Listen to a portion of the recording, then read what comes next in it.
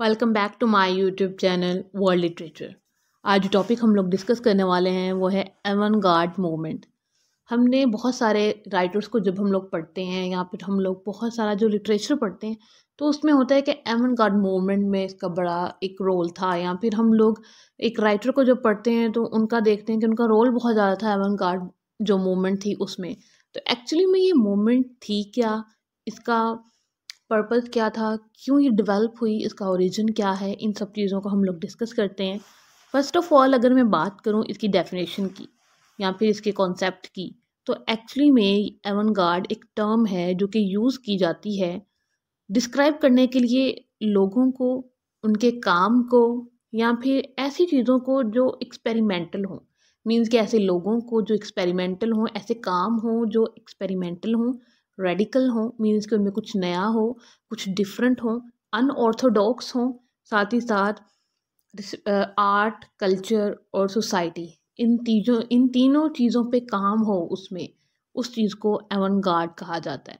Means के हम बात कर रहे हैं कि हमने कोई भी लिटरेचर पढ़ा या फिर कोई भी ऐसी चीज़ जो कल्चर से रिलेटेड हो, जो आर्ट से रिलेटेड हो, जो सोसाइटी से रिलेटेड हो, उसमें रेडिकल चीज़ें हों, मीन्स उसमें न्यू आइडियाज़ हो, उसमें एक्सपेरिमेंटेशन हो, उसमें इनोवेशन हो, मतलब कि उसमें कोई ना कोई डिस्कवरी हो, उस चीज़ को जो है वो एवनगार्ड मूवमेंट कहते हैं, एवनगार्ड कहते हैं। अब आते हैं कि ये जो टर्म है ये आई कहाँ से। एक्चुअली में ये फ्रेंच से आई है। फ्रेंच में एक वर्ड है एडवांस गार्ड। जो एडवांस गार्ड का वर्ड है ये मिलिट्री एक टर्म है जो कि फ्रंट लाइन जो आर्मी होती है ना उसके लिए यूज़ की जाती है। तो ये जो हमारी आज की टर्म है एवनगार्ड, इसको इसलिए यूज़ किया जाता है कि जो आर्टिस्ट थे उस टाइम पे, मींस के 19th या फिर मिड 19th सेंचुरी में, जो कि फ्रंट लाइनर्स थे आर्टिस्टिक एक्सप्रेशंस में, उनके लिए जो टर्म है एवनगार्ड जो है वो यूज़ होती है, और ये फ्रेंच वर्ड एडवांस गार्ड से आई है। अब आते हैं नेक्स्ट, इसकी डेवलपमेंट कैसे होती है। 19th और 20th सेंचुरी थ्रू आउट इसकी जो है वो पहले डेवलपमेंट होती है, मीन्स कि ये इवॉल्व होती रहती है। एक्चुअली में इस मूवमेंट की एक बहुत ही ख़ास बात ये है कि ये जो मूवमेंट है ना ये इवॉल्व होती रहती है, मीन्स कि ये कांस्टेंट नहीं है, इसमें चेंजेस आते रहते हैं, इसमें नई नई इनोवेशंस, नई नई एक्सपेरिमेंट्स, नई नई चीज़ें इस मूवमेंट में ऐड होती रहती हैं। एवनगार्ड जो मूवमेंट है इसने आर्ट को इन्फ्लुएंस किया, लिटरेचर को किया, विजुअल आर्ट्स को किया, म्यूज़िक को किया और डांस को किया। हम लोग विजुअल आर्ट्स देखते हैं, हम लोग पेंटिंग्स देखते हैं, तो एवनगार्ड मूवमेंट ने उसमें चेंजेस लेके आई कि जो ट्रेडिशनल चीज़ें हैं उनको अब ख़त्म हो जाना चाहिए। अब जो है वो नई इनोवेशंस होनी चाहिए, नए एक्सपेरिमेंट्स होने चाहिए। इस चीज़ पे फोकस था एवनगार्ड मूवमेंट की बात करेंगे, ये इवॉल्व कैसी हुई, ये डेवलप कैसे हुई, तो 1920 सेंचुरी थ्रू आउट ये डेवलप हुई है।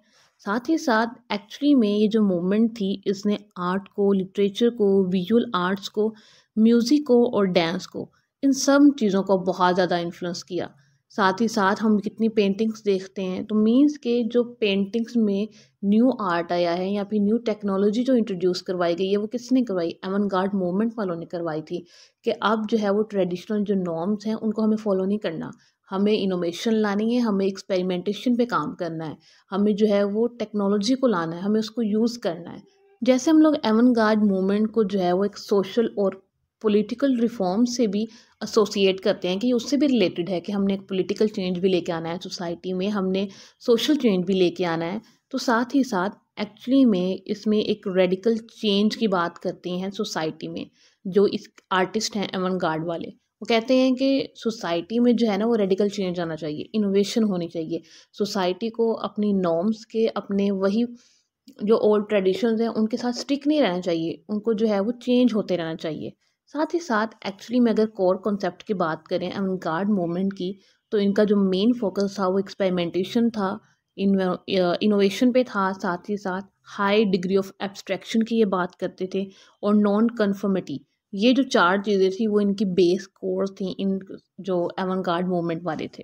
अवंगार्ड के जो आर्टिस्ट थे जो इस मूवमेंट में इन्वॉल्व थे, उन्होंने आर्ट को क्वेश्चन किया कि एक्चुअली में आर्ट को क्या कंसीडर किया जाता है, कि हर चीज़ को ही हम आर्ट कह देते हैं, हम जो भी देखते हैं उसको आर्ट में कंसीडर कर लेते हैं। हम कितनी पेंटिंग्स देखते हैं वो आर्ट एक्चुअली में होता नहीं है, बट हम उसको आर्ट की जो कैटेगरी है उसमें ऐड कर देते हैं।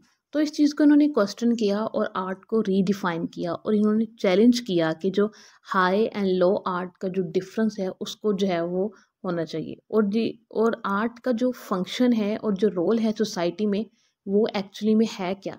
इन सब चीज़ों को इन्होंने क्वेश्चन किया इसमें। उसके बाद अगर हम लोग एवनगार्ड मूवमेंट की बात करें तो वर्ल्ड वॉर 1 के बाद जो एक सिग्निफिकेंट चेंज आ रहा था वो इस मूवमेंट में आ रहा था। और वो कैसा चेंज था? डेरा मूवमेंट जब आती है तो उसने जो है वो वॉर के हॉरर्स को क्वेश्चन करना स्टार्ट किया, और जो लॉजिक और वैल्यूज़ की बिना पर जो ये वॉर स्टार्ट हुई थी और उसका इम्पेक्ट सोसाइटी पे क्या हुआ था उसको जब चैलेंज किया गया तो इसने बड़ा एक इम्पोर्टेंट रोल अपना प्ले किया एवनगार्ड मूवमेंट की डेवलपमेंट में। कि वो क्योंकि एवनगार्ड वाले भी कहते थे कि इनोवेशन होनी चाहिए, ये जो सारे वेज हैं सुप्रेस करने के, अब जिनको है उस चीज हम लोग इस मोमेंट के इम्पोर्टेंट फिगर्स की बात करें क्योंकि पोस्ट वर्ल्ड वॉर 2 के बाद ये बहुत ज़्यादा इवॉल्व होना स्टार्ट हुई। 20th एंड 21st सेंचुरी में ये कॉन्स्टेंटली इवॉल्व होती रहती है, ये हो रही है तब से जो है ये मोमेंट है एवनगार्ड। इसमें फ़र्स्ट ऑफ ऑल हमारे सबसे पहले राइटर हैं पाब्लो पिकासो।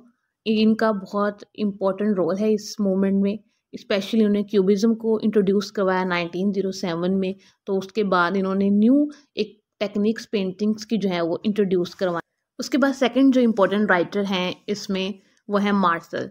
इन्होंने डैडिज्म को इंट्रोड्यूस करवाया। एक्चुअली में एवनगार्ड के जितने भी आर्टिस्ट हैं इन्होंने आर्ट में न्यू जो फॉर्म्स हैं उनको इंट्रोड्यूस करवाया, जैसे क्यूबिज्म, डैडिज्म, आगे हम लोग शोरलिज्म की बात कर रहे हैं। रियलिज्म जो है उसके ड्यूरिंग ही ये इस्टेब्लिश होना स्टार्ट हो गई थी एवनगार्ड की जो मूवमेंट है। उसके बाद अगर हम लोग थर्ड की बात करें तो वेस्ले कैंडिंस्की।